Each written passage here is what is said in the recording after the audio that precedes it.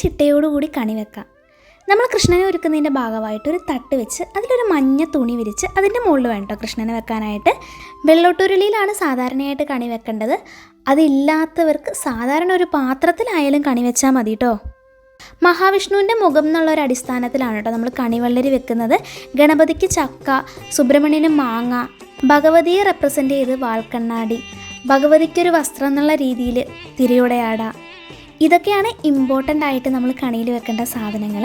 പിന്നെ നമ്മുടെ വീട്ടിൽ അവൈലബിൾ ആയിട്ടുള്ള പച്ചക്കറികൾ, പഴങ്ങളൊക്കെ നമുക്ക് വെച്ച് കൊടുക്കാം കേട്ടോ. അലക്കി വൃത്തിയാക്കിയ വസ്ത്രത്തിൻ്റെ മുകളിൽ ഒരു ഗ്രന്ഥക്കെട്ട് വെറ്റിലേ മടക്കി പിന്നെ നമ്മുടെ കയ്യിലുള്ള സ്വർണ്ണവും വെള്ളിയൊക്കെ നമുക്ക് വെക്കാം കേട്ടോ. ഇതൊന്നുമില്ലെങ്കിലും ഒരു കണിക്കൊന്ന മാത്രം വെച്ചാലും മതിയേ. വിളവെടുപ്പിൻ്റെ ഉത്സവമാണല്ലോ വിഷു, അപ്പോൾ നമുക്ക് കുറച്ച് നവധാന്യങ്ങളും കൂടെ വെച്ച് കൊടുക്കാം. വെള്ളം കണ്ണിൽ തൊട്ട് കണി കാണാനായിട്ട് ഒരു കിണ്ടിക്കകത്ത് കുറച്ച് വെള്ളവും കൂടെ വെച്ച് കൊടുക്കാം കേട്ടോ. എല്ലാവർക്കും നല്ലൊരു വിഷു ആശംസിക്കുന്നു.